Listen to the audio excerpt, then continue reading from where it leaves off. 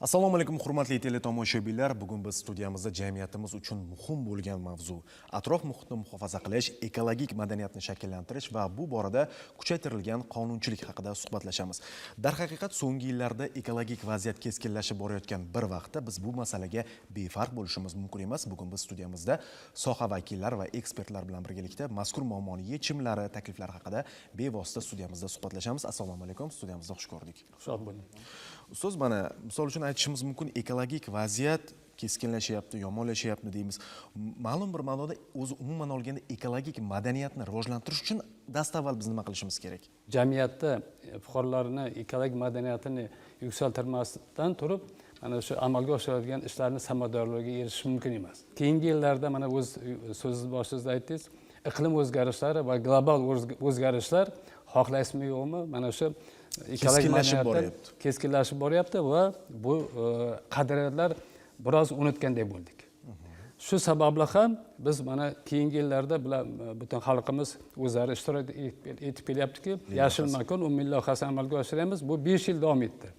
Har yili 200 milliondan daraxt ekdik va bugungi kunda 1 milliard daraxtni ko'chatni ekib bo'ldik. Va mana shu daraxt ekildi deyapsiz-ku ustoz, mana shu jarayonlarda u daraxt ham ma'lum bir ma'noda parvarishni talab etadi va u jarayon qanday nazoratga olinyapti? Misol uchun mana 1 milliardga yaqin daraxt ekdik deyapsiz. Endi to'g'ri.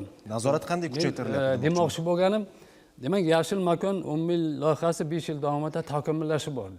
Boshida haqiqatan ham siz bu birdaniga mukammal bosqichga yetgani yo'q. 5 yil davomida rivojlanib bugungi kunda har bir ekilgan daraxtni, hattoki bugun ekologiya milliy qo'mitasida har bir inspektor, tuman inspektori, shahar inspektorlarining qo'lida planshetda ekilgan daraxtlarning hisob-kitobi, hattoki bugun pasport, har bir daraxtning pasporti yaratilyapti. Mana mukammallab boryapti. Endi biz bugungi siz bilan muhokama qiladigan mavzu, ya'ni ekologik madaniyatni rivojlantirish bo'yicha umummilliy loyiha. Bugun prezidentimiz 5 ta umummilliy loyihani amalga oshirishni topshiriqni tashabbus qildilar. Mana bugun siz bilan biz muhokama qiladigan xuddi shu masala yashil makon umummilliy loyihasidan kelib chiqdi. Ya'ni 5 yil davomida rivojlanib bordi. Bu 1 yilda amalga oshiriladigan loyiha emas. Ekologik madaniyatni yuksaltirish.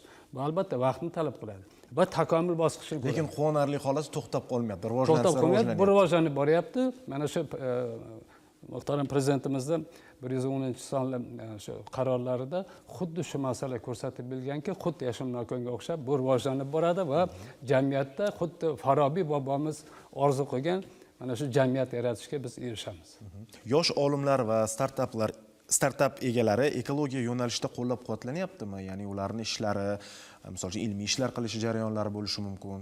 Albatta, qanday yondashilyapti bu bo'yicha? Demak, bu farmonda aniqroq qarorda, prezidentimiz qarorida bu masala ham keng yoritilgan, ya'ni innovatsion va demak mana shunday amaliy loyihalarni moliyalashtirish bo'yicha topshiriq ketyaptiki, qaysi bu innovatsiya va oliy ta'lim vazirligiga shu topshiriq ketyapti. Bu mana shu yoshlarimizni ayniqsa mana shu yashil texnikum yuqorida aytilayotgandek keyingi mana joriy yildan boshlanadi, qabul va yiliga 5000 dan boshlanadi va 7000, 10000 har yili, demak mana shu o'rta bo'g'im ekolog kadrlar yetishtirib chiqariladi. Nima uchun o'rta ekolog kadrlarga bugun e'tibor berilyapti? Qaysiki bugun ekologiya sohasi juda keng qamrovli sohaga aylanib bo'ldi va bugungi kunda yangi texnologiyalarning yaratilishi va yangi texnologiya asosida yangi moddalarning, yangi buyumlarning yaratilishi albatta mana shunday o'rta bo'g'im kadrlarga ehtiyoj sezilyapti. Ya'ni xuddi tibbiyot sohasida hamshiralar o'rta bo'g'imda asosiy vazifani bajaradigan bo'lsa, ekologiya sohasida ham yuqorida ta'kidlab o'tilgan 14 ta mana shu yashil texnikumlarda tahsil oladigan yigit qizlarimiz albatta mana shu bizni ekologiya sohasidagi laboratoriyalar, har bir sanoat korxonasida mana ekologik nazorat to'g'risidagi qonun haqida gap ketdi. Ekologik nazorat to'g'risidagi qonunda ishlab chiqarish nazoratidan tortib jamoatchilik nazoratigacha.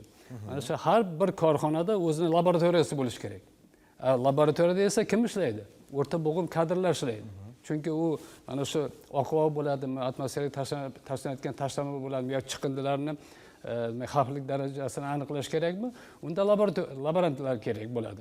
Ana shu jarayonda bizda mana shu 5000 ta, 7000, 10000 ta chiqadigan yiliga kadrlarga bo'lgan ehtiyojimiz mana qoplanadi. Bugun mamlakatda mana shu demak sanoat korxonalaridan kelib chiqqan holda va hududlardan kelib chiqqan holda va talab va ehtiyoj demak ishlab chiqilgan. Mana shu talab ehtiyojga qarab bugun mana shu fuqarolarning orasida mana yoshlarimiz orasidan mana shu o'rta bo'limga chiqib keladigan kadrlarga e'tibor berilgan. Qolaversa, nafaqat bu yoshlarni innovatsion loyihalar bilan qo'llab-quvvatlash, balki talabalarni ham mana farmonda qarorda ko'rsatilyaptiki, qaysiki har yili 150 ta mana 2 yil ichida 150 ta PhD yo'nalish bo'yicha ekolog kadrlarni tayyorlashimiz kerak. Biz birgina agar davlat ekologik ekspertiza sohasini ko'radigan bo'lsak, shunchalik bizning sohamizga aniqlik kerakki, mana ayniqsa monitoring ishlarida. Mana birgina atmosfera havosiga tashlanadigan tashlamalarning orasida 100 ga yaqin ingrediyentni aniqlash kerak. Yoki oqova suvda 70 ta ortiq ingrediyentlarni aniqlash kerak. Buning uchun professional mutaxassis kerak. U ximik, chunki ekologiyaning o'zi 70 dan ortiq hali aytamiz, fundamental fanlarning o'z ichiga oladi. U kimyogar ham bo'lish kerak, bu fizik ham bo'lish kerak, hamma kasb egasi bo'lish kerak.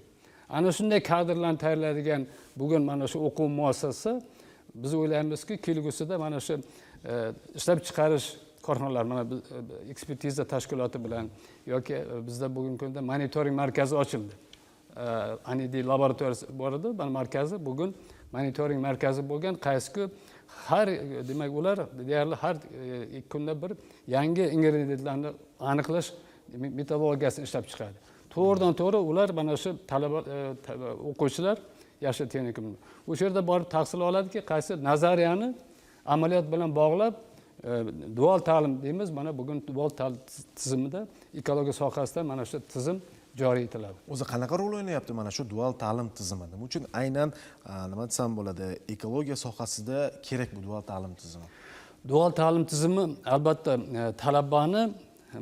talabani stol demak partasidan ishlab chiqarish jarayonida birdaniga ishga kirib ketishiga juda qulay keladi. Mana birgina bizning sohamizni qiladigan bo'lsak, mana bizning sohamiz asosiy mana shu loyiha tadbirkorlik subyektlariga, sanoat korxonalariga loyiha demak boshidan loyihani shaklini xulosa beramiz. Demak bu demak loyihani ta'sirida qanday atrofga qanday ta'sir ko'rsatadi? Havoga, suvga, chiqindiga, tuproqqa yoki bexilma-xillikka. Uning uchun u yetuk kadr bo'lish kerak, qaysiki bizning korxonalarni har bir korxonada ular amaliyotni o'taydi. Demak, amaliyotni yo'lga qo'yiladi. Amaliyotni o'taydi.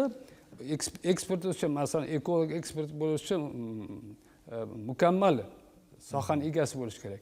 U student skamikasiga partasidan kelganda u narsani sohani hali yetish bilim tajribasi bo'lmasligi mumkin. Nazariyada kuchli bo'lishi mumkin, lekin nazariya boshqa, amaliyot boshqa. Shuning uchun ham nazariyani bilan amaliyotni birga olib borish va albatta yetuk mutaxassis tayyorlash, kadrlar tayyorlashda juda muhim ahamiyat kasb etadi.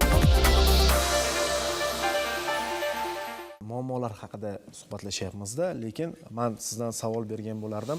Oqibatlar haqida so'ramoqchi edim. Agar suv va atmosfera ifloslanishi jamiyatga o'zi qanday ta'sir qilishi mumkin?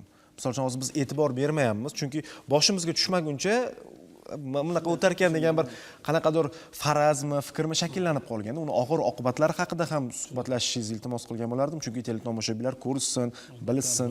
Albatta.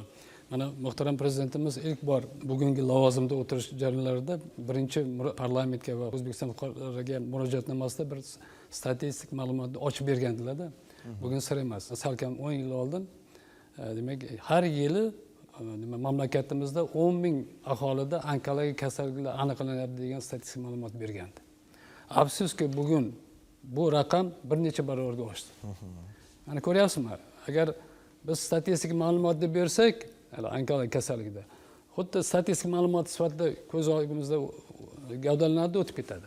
Lekin Xudoning o'zi asrasinki, oilamizdan bironta yaqinimiz onkologik kasallikka uchrasa, buni biz doimo fojia deb qabul qilamiz-da.